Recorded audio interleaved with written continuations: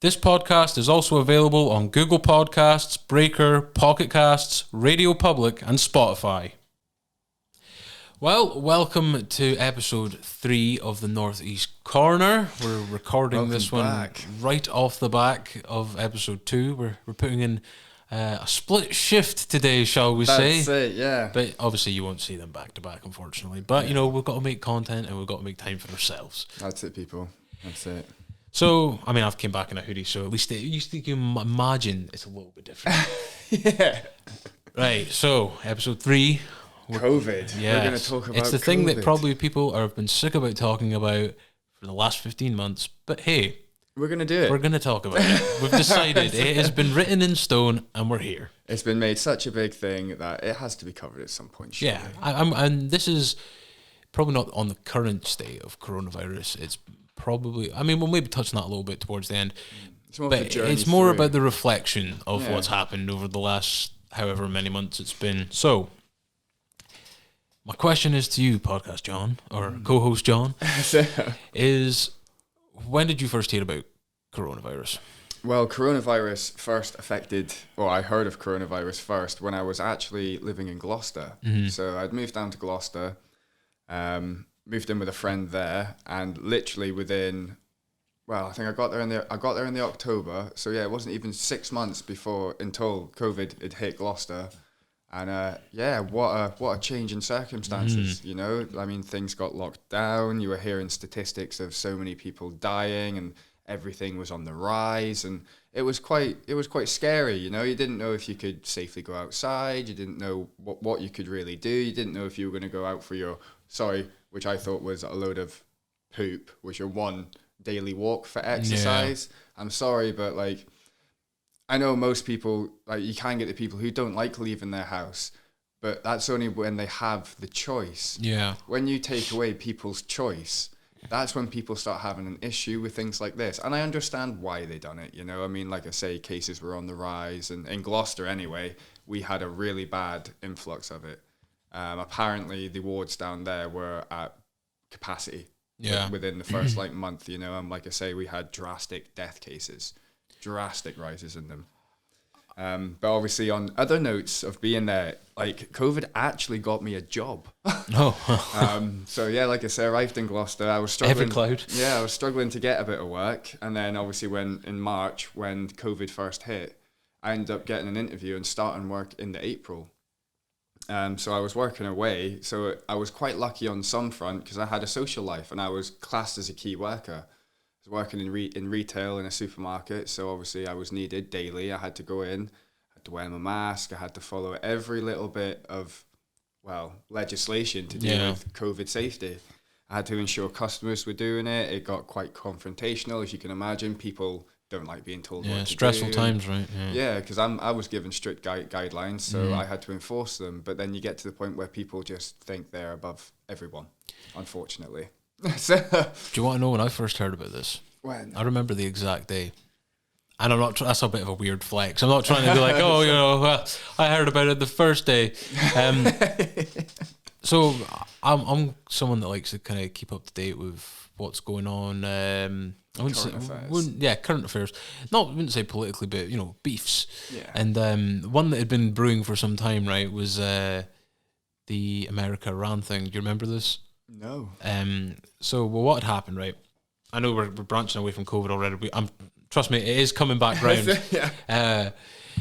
So basically what happened is I was looking at the news because I was looking for stories. One of these militias that had attacked an American embassy, and America and Iran had been kind of, it had been brewing for some time, this kind of confrontation, right? And it led to the Americans taking out one of these generals, and it caused a lot of controversy and whether it was going to start a world war and stuff. The simple times of when it was just world wars we had to worry about. Yeah. But in one of the sub-articles, it said China discovers new pneumonia-like illness after 4 deaths, and that was the 28th of December 2019. Wow. And then I think when everyone first heard about this, not necessarily affected them, but first heard, was probably January, in the sense when, do you remember when China started building hospitals? Yes, Because yeah, you're totally right. Yeah, so yeah, that's me making a mistake then. Yeah, so I probably had heard of COVID in the January, but obviously it was never put into place into the UK until March 2020, yeah. which is when we all that's the I can't do it again.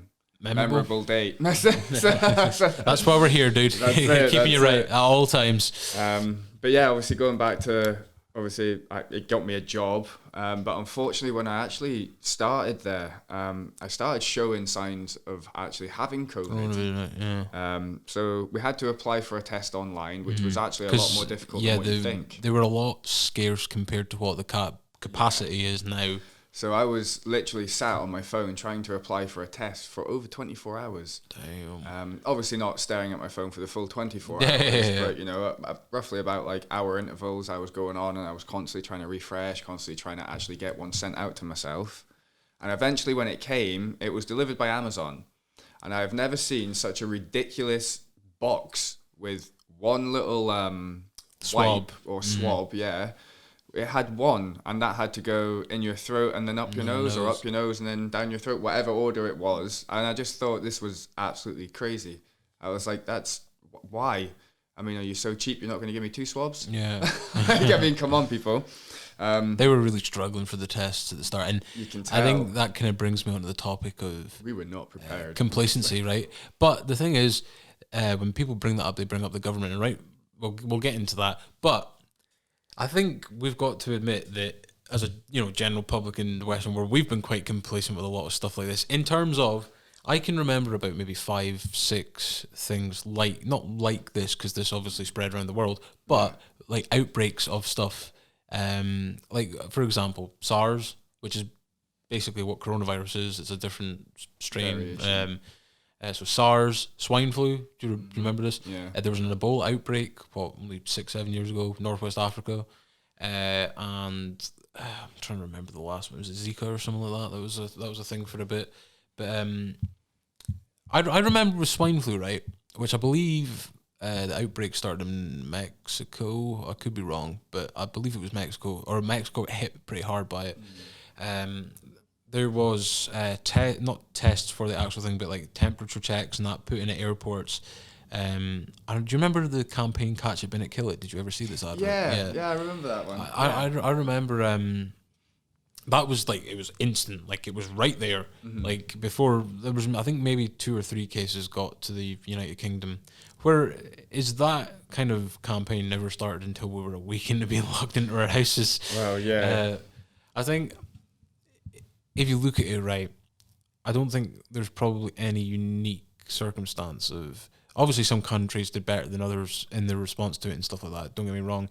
But what I mean is it took 3 months for... It all changed really quickly, right? It's like this is happening, and there's still travel coming in and out from the outbreak country of China, right? It was still going around the world. There was no international travel stopped. And whatnot, and then it seemed like in March, when it was like, we're going with herd immunity strategy, not many people are going to die of this, it's not going to be a problem. That's what we're kind of getting. And then our attitude was very lax. It shifted real quick. When the reality check kicked in. Yeah, and I think what we're saying, lockdown was announced 23rd of March, 2020, something like that. Roundabouts then, anyway. Boris Johnson and that got on the TV and it was like, good evening. Bombshells. So yeah, mate, it's been really strange times over the last... It has been. Like, we've never had to live through something like this. Like, I believe the last actual pandemic that spread globally, I believe, was Spanish flu back in 1918. Well, I mean, if you think of another big one, like the big one, one of the big ones that I always remember is the bubonic plague. Yeah. I mean, the bubonic plague is... People think that's gone. That's not gone. That is still around today. We still cannot treat that. We have no treatment for that. Well, I believe they've only ever managed to eradicate one disease in the history of diseases, right? Smallpox. And that still took hundreds and hundreds of years to do. Exactly. And, like we're doing what we can with COVID, It's like we don't have a cure. Yeah. We're just... being what's the word for it? Vaccinated. So we Vaccinations have there are so like we're a bit treatments better and to stuff kind like of that fight it coming off. for it. Not necessarily cures, but they've got like steroids and stuff that seem like it can, you know, increase people that get seriously ill from it. Yeah. Chances of surviving and that. But you know, mate, I think it was quite a surreal experience for everyone. Yeah, Because mental health was definitely taking a big hit across the whole country, be it England or Scotland or Wales or I think, well, if anything, globally. it's just kind of amplified the epidemic of mental health that was already here, right? I think it's just kind of put it more into the spotlight because it's obviously it's affecting almost putting everyone. it over. Yeah, putting it. Most people, right? And one thing I wanted to touch on is some of the, I wouldn't s- yeah, I mean I say disturbing scenes, but distressing scenes for me was when we were in a bit of a limbo period of what's going to happen in terms of, are they doing anything about this, are they not? Was the panic buying, right? Oh, toilet paper, my God. Like, and here's the thing. Coronavirus doesn't make you have diarrhea. Not just that, but coronavirus didn't cause shortages and stuff. People's behavior caused shortages and stuff. Yeah. Like, I remember seeing videos of like a lady coming out with 20 things of toilet roll. You know, like we're saying, there's a bit of an obsession with toilet roll for some reason. Like, it feels like food and stuff like that might be a bit more essential. Yeah, exactly. There's more important things to buy and more important things to focus on than how full your toilet roll holder is. Yeah. Like, well, my God, like have enough to kind of get you by. Yeah. But by all means, you know, have enough to get you by, but don't have enough to get you by for a year. Yeah. I mean, yeah, that's just think of others. You know, this is where the issues came in. One of the worst things that I seen, mate, was a picture. I believe it was local as well, of an elderly lady in Tesco. And I think one thing we've kind of got I think we've all experienced kind of hardships compared to what we used to, because we live in quite a, you know, a blessed area of the world of where, you know, if probably the most hardest thing for most people, like physically, I'm not discrediting the mental effects of it or that, because I think everyone's on a level playing field when it comes to that. You know, regardless of material things and stuff, everyone has mental health. But one of the worst things that I've seen that really kind of we kind of stop for a moment and kind of like think like we need to kind of wisen up in our behavior, like, because there was a lot of scaremongering as well, mate. And obviously, like, we're not saying do not take it seriously, because it's not something you want to catch. Exactly. But at the same time, it didn't help anyone going to the shop, and it's not panic buying, it's greed buying. When you buy stuff just for the sake of buying it, you're like, I've just got to get all this because who knows what's going to happen. But like this elderly lady was in a shop and the shelves were bare, mate. And I think the thing that hit home kind of hardest with me with that was that people have routines, right? And they get used to things. And when stuff evolves, some people just don't take it on because they're used to a certain way of life when you get to a specific age, right? And so you can't just say, "Oh, that lady could have got Tesco Direct," or you know, all these services that deliver to your door. Sometimes it's their only social time. Exactly, like that lady probably maybe walked from the other side of town to get there, to then be in a panic because there's nothing there. And I think when, especially in crisis, right, no matter what it is, crisis will bring the absolute worst and best out of society, right? I think it kind of splits to that. So you've seen the greed buying or panic buying or whatever you want to call it, and the media focusing pretty heavily on bad news, which we all know it does. Negative. Yeah, I mean, and there's a cynical part of me that thinks that the media, don't want to sound like an out there person, but the mainstream media, the mainstream media kind of not need this. But they kind of do need it in a way, because in today's day and age, right, people aren't wanting to hear from newsreaders and journalists and all that, because they grow up and pursue that as a career, and they get degrees in that, where the people would rather, I'm not going to say us because we're still early days in the podcast, but people want to hear from people like, I think of some of the biggest podcasts in the UK, like True Geordie and Anything Goes with James English and all these type of podcasts. Like, these people were working class, or regular people, had struggles. These are the people that people gravitate to now to get content and hear stories from and stuff like that, Yeah. rather than big corporations like BBC, ITV, and so on and so on. So yeah, that's just kind of my cynical view on the media about it. But I think at the same time there there was a great sense of community as well, with a lot of people volunteering and doing a lot of good things. Well, you get all the volunteers at the actual vaccination centres now. Yeah, you know, no, these yeah, people 100%. aren't really getting paid for that. They volunteer to go up and help. You know, fair enough. All they're really doing is help guide a queue in to get vaccinated. Yeah. But you know what? They're there. They're present. They're accounted for. And I mean, all these people who were lucky to get furloughed. You know, I mean, that fantastic scheme that was put into place. Unfortunately, not every business followed that. Like one that sticks in my mind, which was down in Gloucester, was Bella Italia. They sacked every member of their staff just so they didn't have to do the furlough scheme. And they closed down and then reopened when they were allowed to, and just hired brand new, didn't give anyone a call. And you know what I mean? It's things like that. Like you hear about things like that even with, was it Weatherspoons? I think Weatherspoons done something similar, didn't they? They sacked off everyone and then just hired new.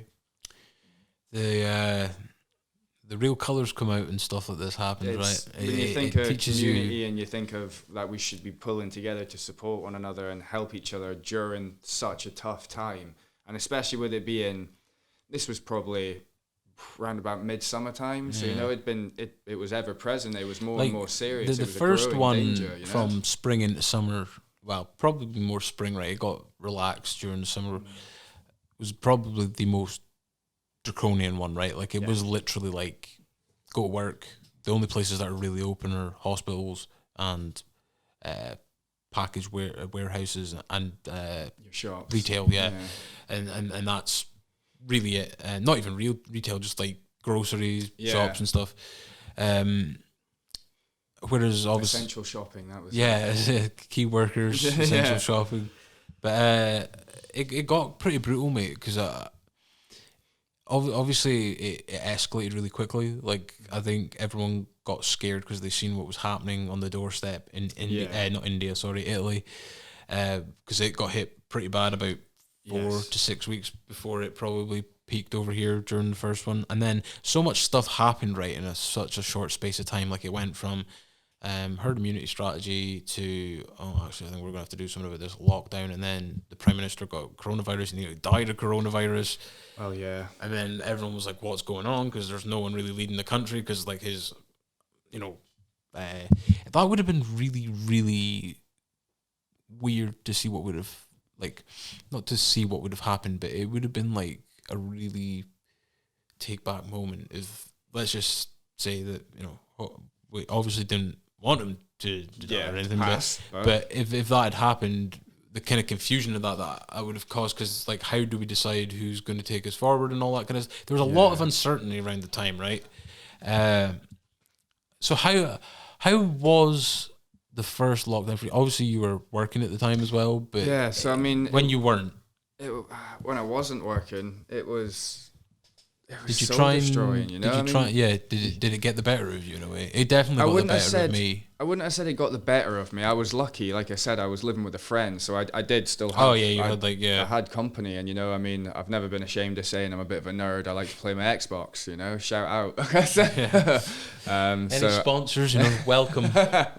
So yeah, I was always a big fan of hopping on the Xbox, but it goes back to what I said. I had no choice. I had no choice, and that's the worst thing about it, is my choice was taken away from me. I couldn't just go out to the shop when I wanted, because I felt like if I was seen by a cop car and they stopped me and say, how many times have you been out? And I'm saying, this is my third time, I forgot this. And then you can get fined or they just sent home. It's just confrontation that I didn't particularly want to have to deal with. I was new to the area. I just got a job. I didn't want any trouble. I'd rather just conform. Force of habit as well, right? Like you said, it's not something that we're accustomed to. Exactly. I always had my mask on and things. I was always using the hand sanitizers that were available. So I was doing what I was supposed to be doing. I just struggled with the lack of freedom. And that's not to say that I was trapped in my house. It's just we were told we just weren't allowed out so often. That's like the controversy over this stuff, right? Because it is restricting people's civil liberties. Well, exactly. For the no free will. where it's almost like we were regimented. You know, it turned almost into. I was actually extremely worried about us reaching a military state. Yeah. To when military would start getting involved with martial law. I actually had big worries about it. I don't know why. I just had the biggest worry it's just because everything had like accelerated so quickly. It went from this to like one of the funniest things. It wasn't funny, but one of the this was the start of crazy things that happened. I remember right before the sport and that got cancelled. Right, I was watching a Premier League game right on the TV. And so these stadiums hold like 30, 40, 50,000 people. Yeah. And the advice that they'd issued was that the players shouldn't do the handshake before the game to stop the spread of coronavirus. But they'll still fill every seat. Yep. Wow. Here's another thing. Money. When Spain, which was getting hit quite bad by Italy, because I think 2 of their teams had a game and that kind of started it off in Spain.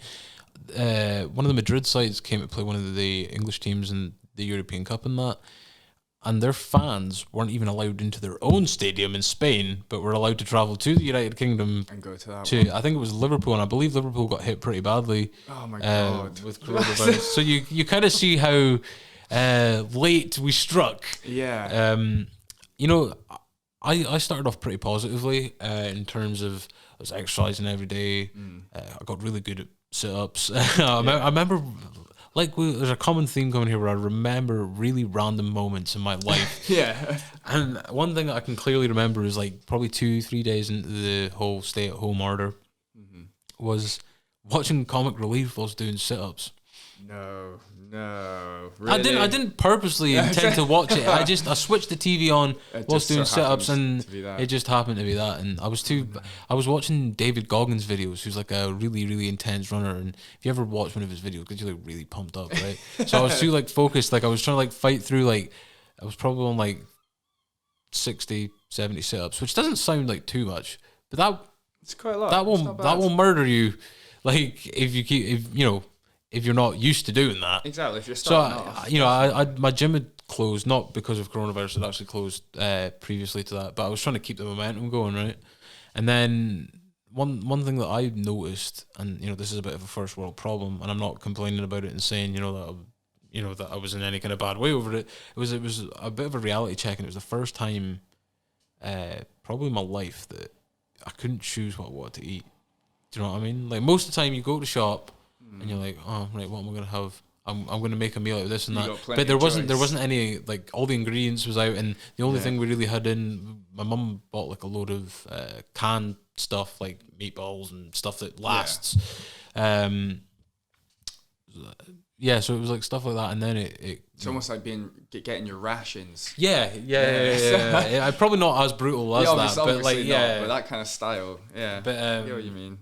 No choice, just select stuff. It got to a point though where I started kind of watching the news, which is the total wrong thing to do, because it's poison and there's no other way for it. It's poison, right? And it's like you say, it scares you, man. Yeah. It's not that it's always, because we know sometimes there are truths.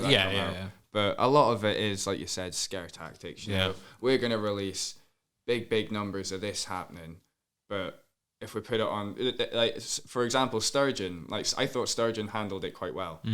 You know, I thought even though Scotland was not in such a bad state as England, she enforced a heavy lockdown. Right. And I actually thought, do you know what? That's fair going on her part. I was like, Boris is doing it too late, Sturgeon's doing it early. Yeah. I was like, fair play to her. You know, so that kind of handlement on the situation for Scotland, I thought that was good. But obviously, you know, we've seen in the media, everyone likes to make little mistakes and talk to a few people in a pub with no mask. And well, that's the thing. Like, it's crazy. It's crazy, like how people get hounded for stuff like that. But at the other end of the spectrum, it's also crazy how people try to use this to kind of excuse themselves. Because there was, did you remember the lady on the train? She was a politician. She went down on the train. Oh, podcast Paul knows what I'm on about here. I hadn't waited for the test results, right? Spoke in Parliament. So she was a Scottish member of Parliament, from Scotland in Westminster.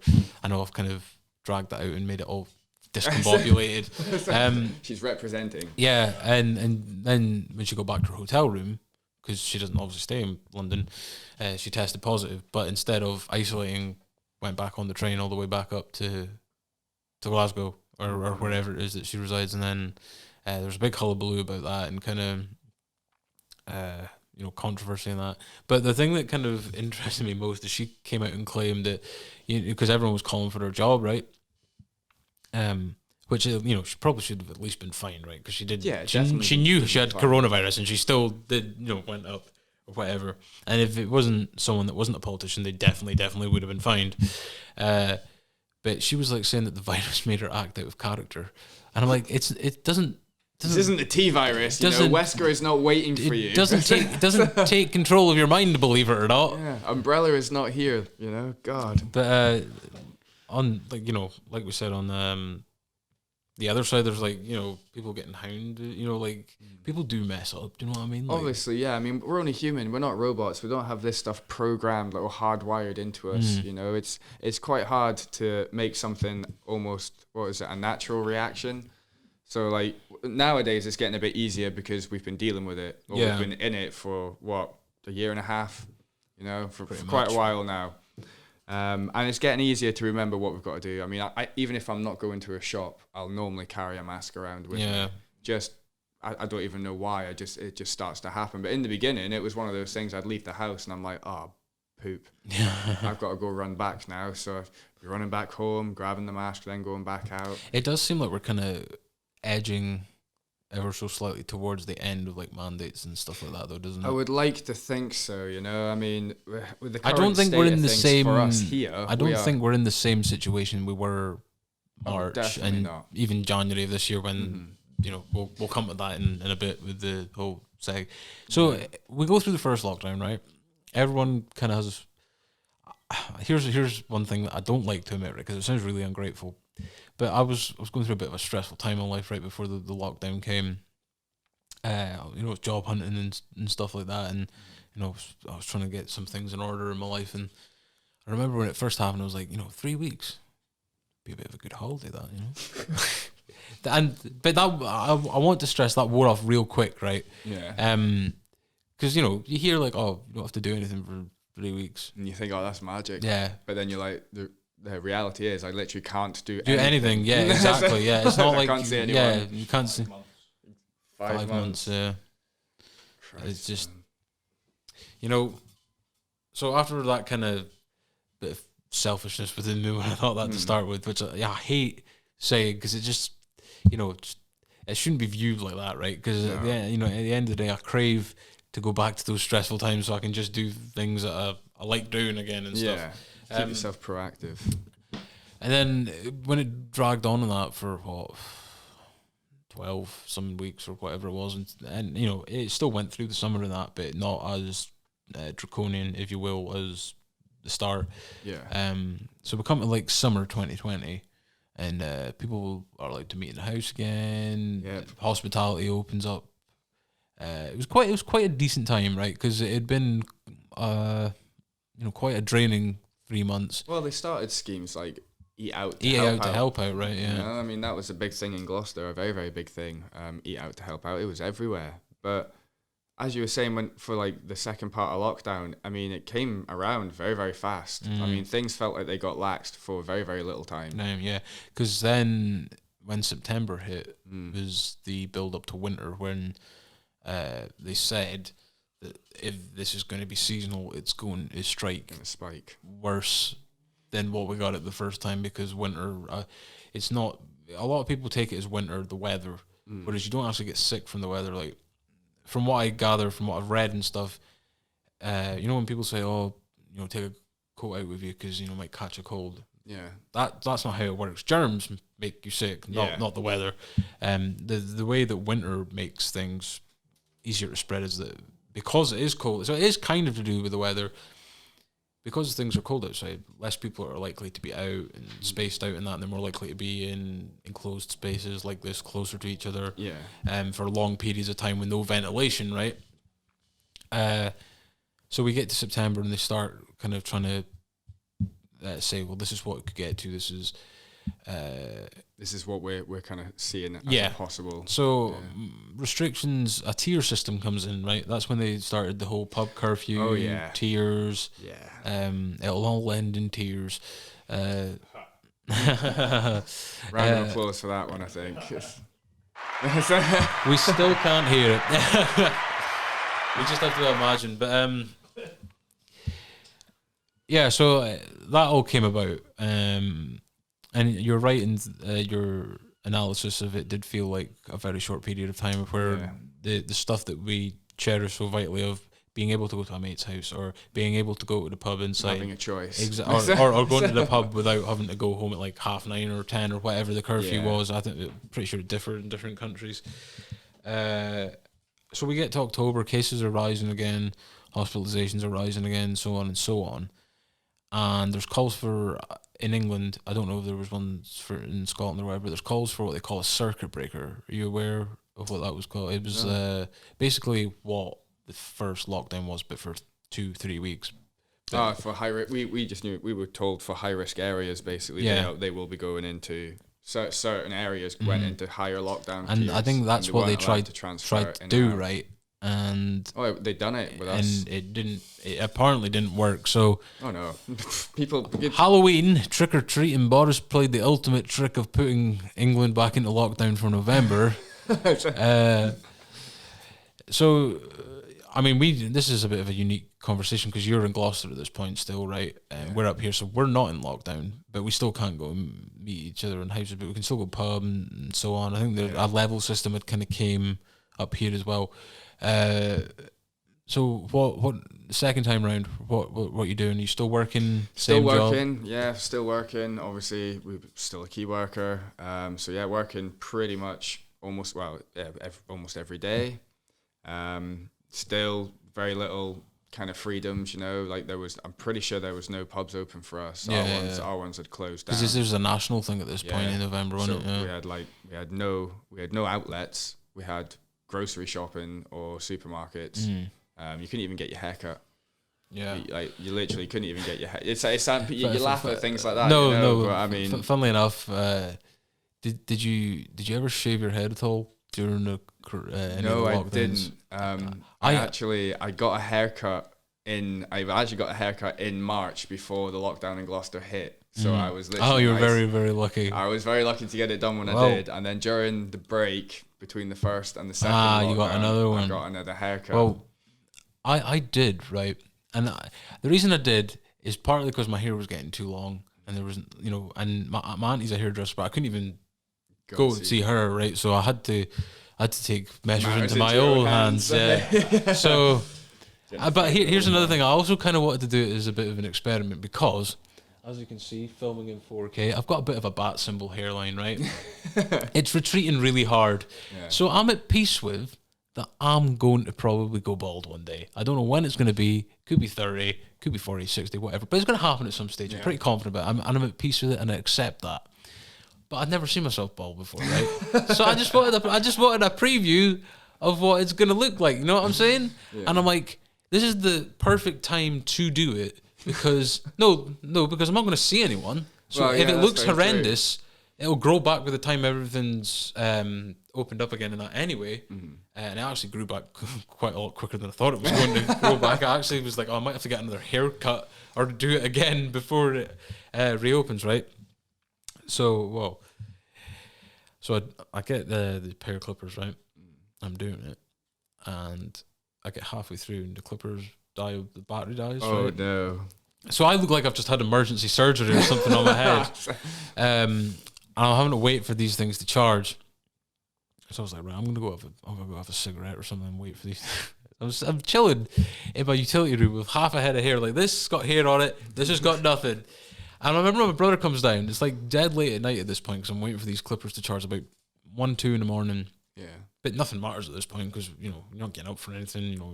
What are you doing today? Staying at home, as I will be doing for the next 70 odd days or however long. Have you moved from the couch? No. But I remember my brother came and like nearly had like a heart attack just like seeing me in like some random shaved head. Yeah, it was psychotic dudes having a cigarette in the utility room, and I got there in the end though, the charge, and then I went over with a wet razor. And actually, you know what, it didn't look too bad. But you know, Nice. there were some weird things, like going for a shower was quite weird. I remember like we were talking about breaking habits and that. I know it's not got anything to do with coronavirus, but going to the shower and picking up the shampoo and going, oh wait, no, I don't need this. Slides off. Yeah. And then also going out, because there was the whole clap for key NHS, workers thing, right? Yeah. Well, NHS started with, I remember that, we had it every Thursday night at 8 p.m. in Gloucester, and you could actually hear it. I remember we done it for the first couple of weeks, but like I say, it gets to the point when I was getting quite crappy about it. I was a key worker. I was like, where's my applause? You know, I may get the NHS. Yeah, we'll be clapping for people in grocery shopping at Wednesday at half 2. But I went out for that, right? It was a quick cold, and I felt it in my head. I was like, oh, this is new, and it was okay though, because like everyone that was like out to do the clapping and that, they were all like speaking to each other from like their second story windows and stuff. That was quite surreal. But yeah, so that was kind of my whole look into the future. That's not a bad community basis. So I think at least people were still speaking to each other. Yeah, you know? no, for sure. But I remember seeing things on like social medias where they were, it was more of the people were moaning and having problems with all these kind of restrictions and laws and what they can do and what they can't do. And one of the big ones was, we want you to basically, the police wanted you to dob in your neighbours to the point of, like, I've seen people posting on there, like, we trust our neighbours to look after our properties when we're not there. Maybe like take a pet if we're not there and things like that. And it's not wrong, you know, you normally look after your neighbour. But unfortunately, that's not what the police wanted you to do. The police wanted you to start dobbing them in. And people were having quite the controversy on this, because it was, I mean, what do we do? Do we fall in line and conform with what our government's wanting us to do along with the local law enforcement, or are we going to actually just poke them off and stay as a community and support each other? But I mean, you can see the benefits of listening to what was trying to get done, and you can kind of understand where the people were coming from. Like, you could break down relations. Yeah, exactly. So there is no more community. Obviously, there's the extremities of stuff, you know, people going through domestic abuse and all that kind of stuff that you have to kind of take into account, and also the whole, what they call COVID fatigue, not actually from getting COVID, although you do get that as well, apparently, but fatigue from more of the side of, you know, having these restrictions and a restricted way of life for so long. Yeah, not being so active. Not being able to, you know, fatigue, of being tired of having to do these things, like of not being able to go out and see and that's just human, right? Like, you can't, no one's a bad person for feeling like that. That's exactly. That's just human nature, exactly. And obviously we're at a point where it has been, you know, a long time now. It felt like a long time a year ago, but it's, you know, even longer now. So second lockdown in England, Scotland are still at 1. Seem to always be behind, but but we went in. I remember it was Christmas. Christmas was a hard one for me. Yeah, because same. I love coming home and spending Christmas with family, and obviously. Oh yeah, the borders got shut, didn't they? Exactly. Yeah, I forgot about that. I wasn't even allowed to travel. So I made it up for my birthday when I was allowed to travel. I came up. I had to wear a mask. I had to follow every little bit of, you know, mandatory kind of care in the airport. It was crazy. Just to backtrack for a second, so the lockdown in November ends on the 1st of December, right? So it's for a month. It goes back to a tier system again, even though it didn't contain it the first time. Yeah. The definition of insanity, doing the same thing and expecting different results. Yep. Then, so a big moment in medicine history, right? Vaccination gets approved in pretty much record time, and people were like, "Oh, you know." Speculation on it. Exactly. But that's normal as well, though, right? Yeah. Because people are going to feel like that. But at the same time, you do have to take into account the technology that they are using now has been available, has been available to them for 10 years.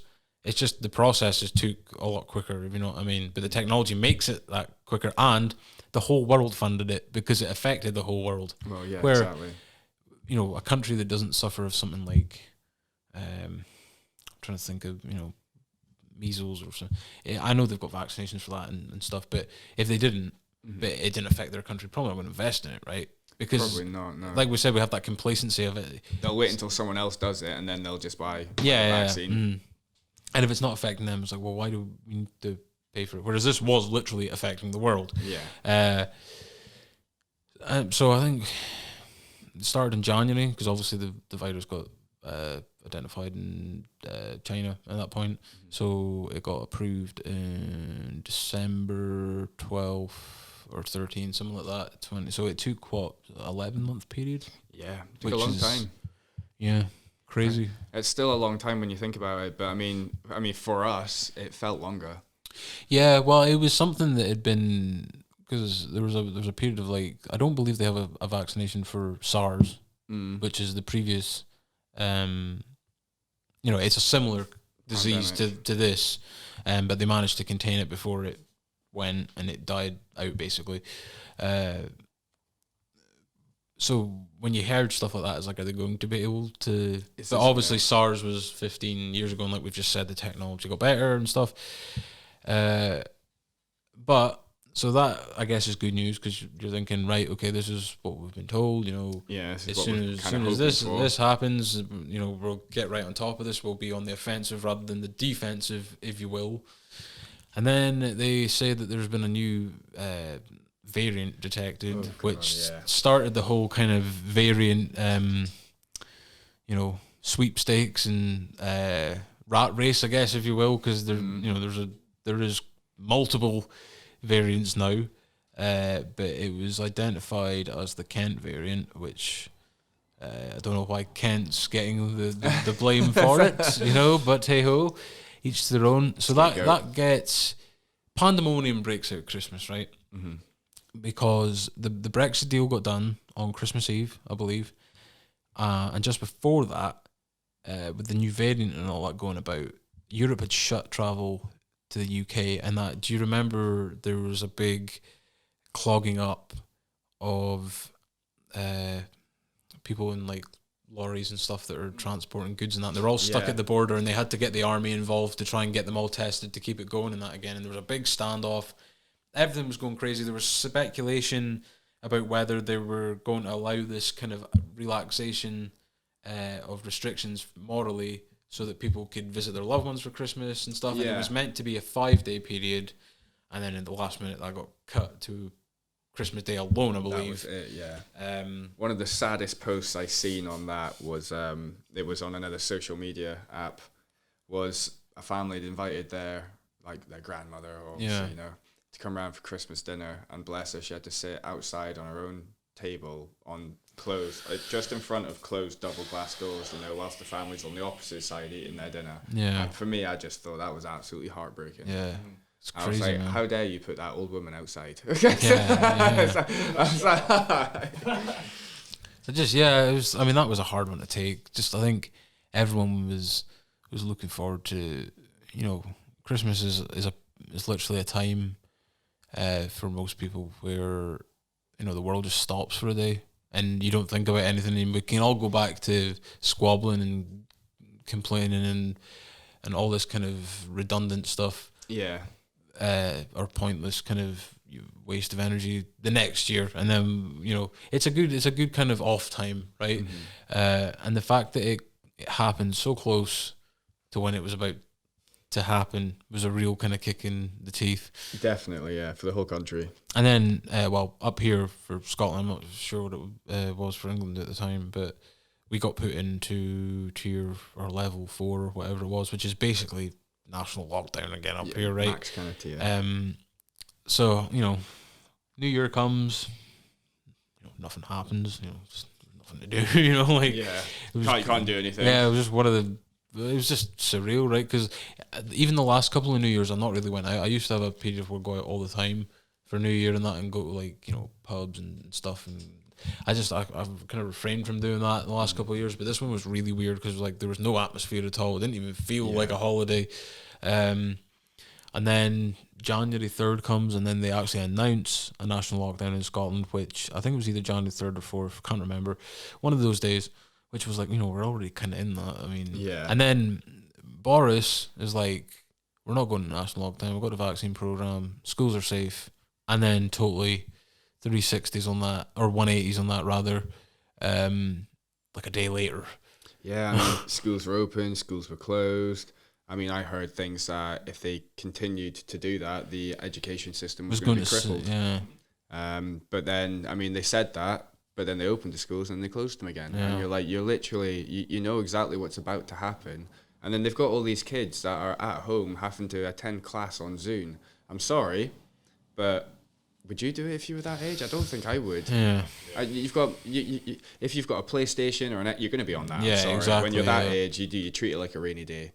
I think that's like, it's annoying when some people seem to like kind of subconsciously say that young people haven't suffered at all through this, right? Oh, they definitely have. I mean, not just through the mental health aspect of things, but there's people that just had their exams written off. Exactly. Like we said, that's a big deal. Do you know what I mean? Like, people work hard towards that, and then, you know, in the wintertime, it was the kind of narrative of it was that young people are spreading it, again, trying to, you know, pigeonhole young people got a hard time, man. Oh, do you know what I mean? Like, especially in today's world of what we live in with social media and stuff like that, and the evolvement of kind of how our lives are looked at and that now. Yeah. I didn't appreciate that. Left a bad taste in my mouth. Definitely. I mean, one of the things that almost it interested me and irritated me at the same time. It was a little bit of media on a streaming website, and it was called, it's something like Death of 2020. It was a COVID. It's a film. Oh, was this on the YouTube? No, it was on Netflix. It's like the Death of 2020, and it's a COVID related film, but it's all these hired, like, you know, very professional actors, and they're all just playing stupid parts. It's a spoof almost, but it was like, do you know what? I get where they're coming from. They're trying to put a little bit of banter on it, but I think with like everything that's happened, I was a bit like, this kind of seems like it could be in bad taste. And like I watched it, and it wasn't informative. I mean, some of it felt like they were just trying to trash certain people. Like they mentioned Donald Trump in it quite a lot. And Trump, it just seemed like a lot of hate was going on Trump. So it kind of seemed like it might have been, I don't know, the director's idea of getting at someone. That was there was some clear like hate going on there. Yeah, I think he was kind of at war with everyone, really, wasn't he? Like, well, that's it, you know. Like, you know, I remember watching his like press conferences, and he's literally fighting with the media, and the media know that they're gonna get rises out of him, so they're gonna push the buttons. Like again, like he's another one that will draw views to look at it cynically or whatever. But did you watch any of the kind of iconic shows that kind of came about during lockdown period, such as Tiger King, for example? Did you catch any of that? Oh yeah. I watched Carol Baskin. Yeah. Yeah, I watched good old Tiger King. We don't really need to say any more lines from that. No. I don't think there's any more lines we can say from that. Yeah. I also watched The Last Dance, which is the Michael Jordan documentary.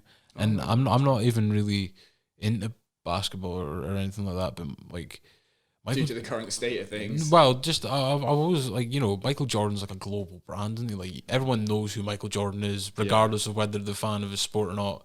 Like, he was someone that there's always someone from one sport that crosses over and takes stuff global, and Michael Jordan was that.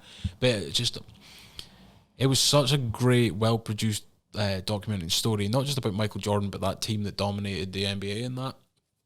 And you know, I never realized that Michael Jordan's like a big cigar smoker. He's sitting there with like whiskey and stuff like that, and it was really good, mate. I actually highly recommend anyone that hasn't watched The Last Dance on Netflix. It's 6 episodes long or something like that. It's a great watch. It's a great insight into mindset and to overcoming adversity and stuff like that. So I highly recommend it. I ended up with a bit of a strange hobby during the isolation. It was just I got more and more into horror films.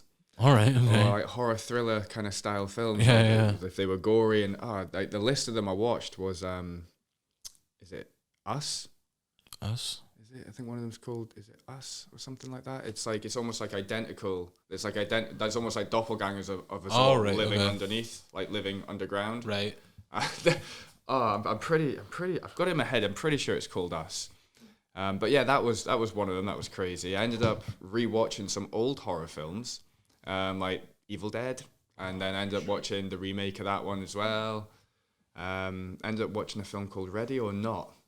Ready or No? Yeah. I feel like I might have actually heard of that film. Yeah, it was quite a strange film. I'd recommend it. It was pretty good. But on a light-hearted note, an old school film. It's not horror, but one of the old school films I ended up watching, which I'd never seen before in my life, and my housemate at the time, he was totally surprised by this, was Beetlejuice.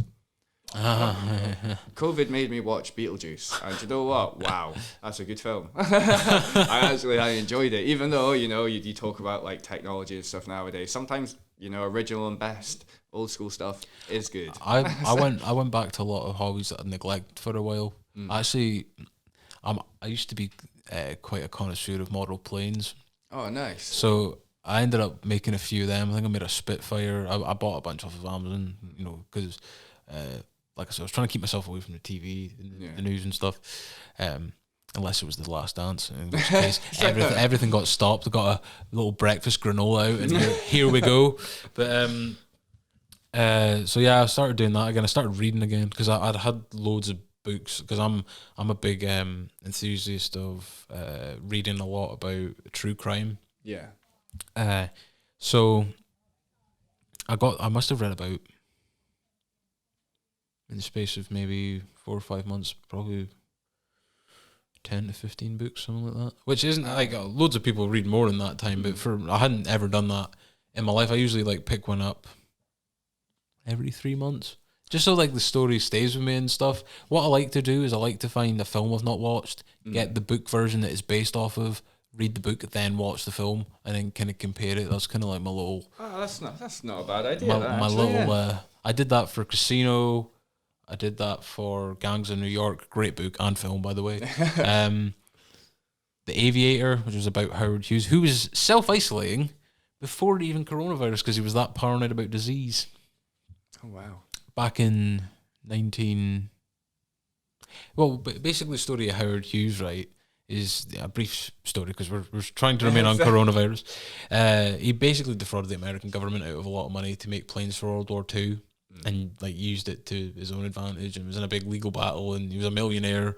He actually he broke the record for flying around the world. He made the biggest plane of all time that got flight, not very high in the air, but it took flight. But he was really paranoid about like stuff like smallpox and yellow fever, and probably rightfully so. Definitely. But he was like, wasn't so great back then. He would talk to like people that he knew through like the door and stuff. Like, let's just say it was this room, he would be in here by himself, and people would have to stand behind that door, sit behind that door, and speak to him. But yeah, so no, I learned a lot in that time. That's why I enjoy a good read. It kind of, especially the true crime stories, because I feel like there's something pretty powerful about reading something that's happened, and there's still stuff that's kind of mysterious about it. Like I read a book called Wise Guy. It's the book that made the film Goodfellas is based off of. Oh, right, okay. And the heist that they do in Goodfellas, I take you've seen Goodfellas. The heist that happens in Goodfellas, the airport. Yeah. That money's never been recovered. Still the biggest heist in American history, I believe. Wow. And finally, here's the part I always love about that book, just because of how crazy it is.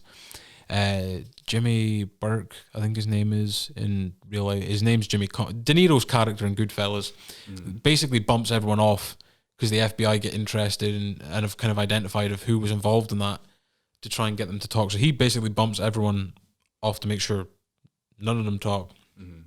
But they managed to keep one guy alive and get him into witness protection. And this is one of the craziest things, and probably like the worst luck for the authorities I suppose that could have ever happened. So he agrees, protection and just safety, all that kind of stuff. And he goes to sit down to testify, and his shoelace is undone. So he goes to tie it. The guy has a heart attack, drops dead. Wow. And even when like Jimmy Burke and all that got arrested and stuff, they've never revealed where that money. No one knows where that $6 million went. Wow.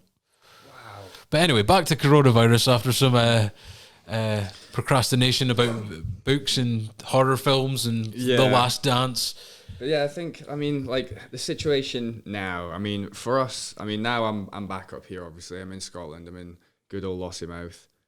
And, it's not too bad up here for us now. We have a few more things available. We're not so heavily populated as what it was like down in England. So especially like you'd expect it to be a little less drastic up here. Like one thing I said to myself when the last one, I mean we're still technically in it because we're still under a form of restrictions, but when the last one went to full national lockdown shenanigans, I made sure I was like, I'm gonna go out for a walk every day. I'm gonna make sure that I don't let myself.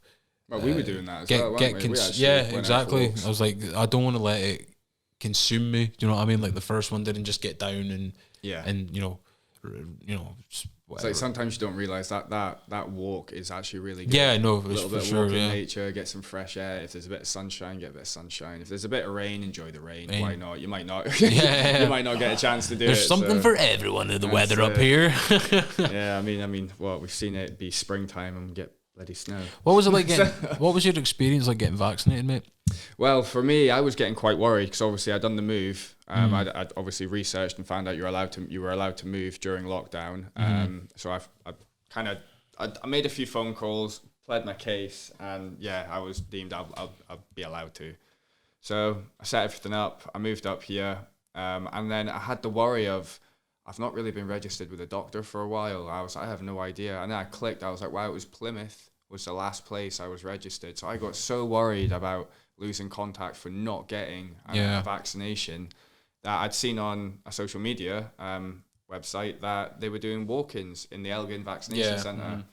I'd missed it the first day, and on the second day I told my boss the previous day, look, I'm going to try get a walk-in, so I might be a bit late. He goes, that's no problem, it's important, you go get it done. So I was checking social media, there was nothing, no posts about it. I phoned them, they said, there's nothing gone live just yet. I was like, right, okay. And then I thought, you know what, I'm just going to go. So I did, hopped in the car. I got a lift through with my mum. She dropped me off there. I went straight up to one of the volunteers that help you, they guide you where you go and tell you what to expect. And I said, are you doing walk-ins today? He goes, oh yeah, sure. I went, all right. So can I just join this queue here? He's like, yep. Boom. I was fifth in line, literally just rocked up, no paperwork, no nothing. Went in, got my vaccination.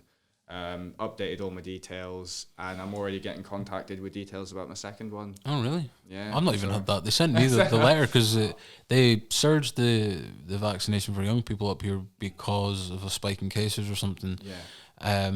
It's quite surreal when you go into the centre, right? It makes you feel like you're in a movie.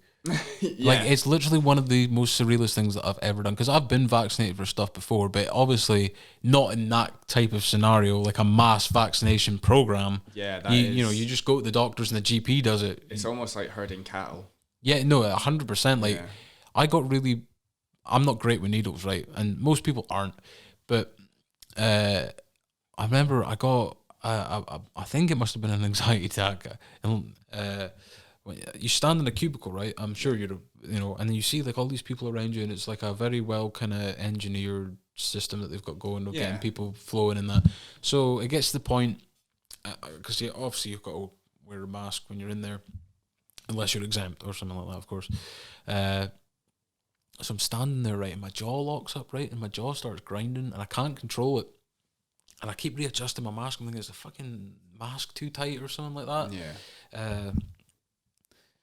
And I was getting quite worried. I was like, am I gonna have to like call someone over here or something? Like, because when stuff like that happens, it was so out of character, right? Like, if it had just been like a bit of a tight chest or something, I'd kind of understand it. But it was something that I literally had no control over. That's crazy. So then they took me around and that, right? And the guy was pretty sound that vaccinated me. He was like, the funny thing was, he was like, do you like needles? As he was filling it up, right, like around me, and I was like, no. And he was like, so you're normal then? And I was like, it would appear so. Cheers for because the thing is, right, there's the one that we got was the Pfizer in, right? And from what I've seen, like the Oxford AstraZeneca, because obviously there's multiple vaccinations available to the United Kingdom now. The Oxford AstraZeneca one, the actual vial plus needle is about that size. Yeah. Whereas the Pfizer one is about that. See, I had Pfizer, and if I'm honest, I didn't even notice it went in my arm. And no, neither did I. But like the actual visual of seeing it, you because I'm already exactly. I'm with you now. I did feel it, but not like in a way that was like, oh my god, that really hurt. But I honestly, I actually said to obviously, well, I'm guessing the doctor or the nurse. I just said to him, I was like, "Oh, you done?" He's like, "Yeah, you're done." Because he was dabbing my arm with a cotton bud. He goes, "Oh, you got a little bit of blood," and he just literally dabbed it, and it already stopped bleeding. I was like, "Oh wow, okay." I was like, "That's Yeah, it." well, like the guy said to me, he was like, "Huh, no blood, strange." I was like, "Am I a robot or something? Like, what's going on here?" But then, yeah, and obviously now, guys, we're all just waiting for our second jabs, and then we're all fully vaccinated, aren't we? Yeah, roll on summer. I know I'm gonna get mine just before my birthday. See, it's gonna make me really ill, and I'm going to miss my birthday. I just know it's happening. I called it all the way back in May. Houdini Hudson is about to strike again, but for the bad, for his own will. That's it. So before we come to a conclusion, well, not a conclusion, but wrap this up and whatnot.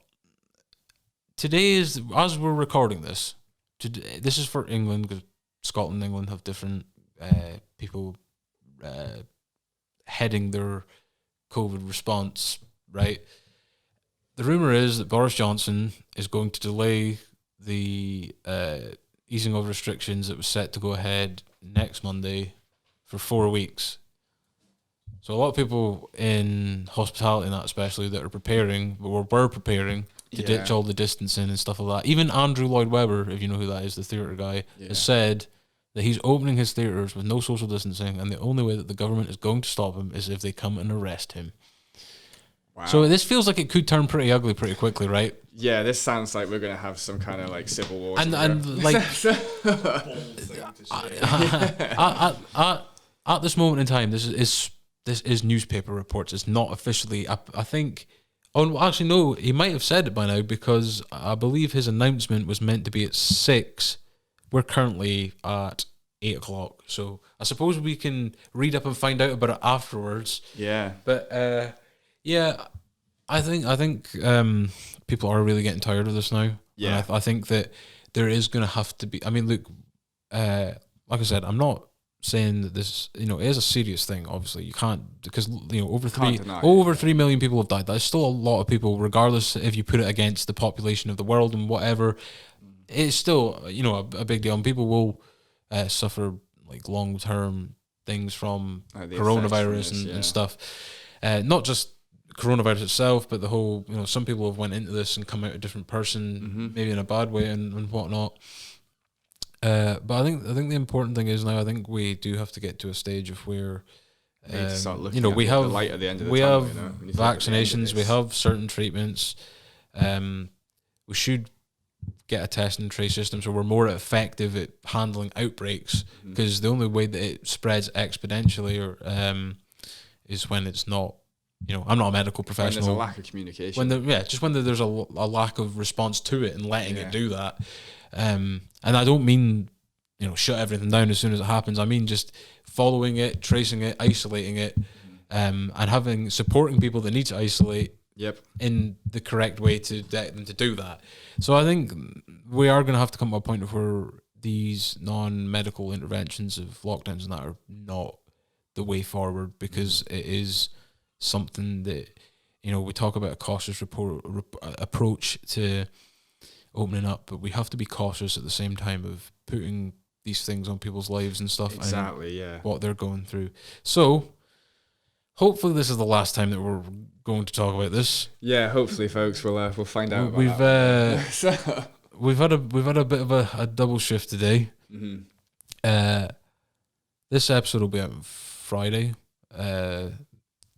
So good chatting today again, man. Enjoyed it again. Been a good couple episodes. We've discussed a lot. We've spoke about a lot. There's been a lot of opinions. The one thing I would like to actually shout out to any viewers is that if you want to give us any feedback, if you've got anything to add to this yourself, about any of the episodes, just title it episode 1 and put your comment in, or episode 2. So on and so forth. We'd love to hear back from you. And like I said, the audio was a bit off on episode 1 of the YouTube thing. I'm working on it. Don't worry, it won't happen again. No judgment. Yeah, guys. I just know someone is going to comment that, and I'm just going to face palm myself so hard when it does come. Right, guys. Well, I'll say goodbye now, and I'll leave Ryan to do the wrap up. But take care from the NEC. Right. So we have the next couple of episodes. We have our first guests, which over the next coming weeks you'll see.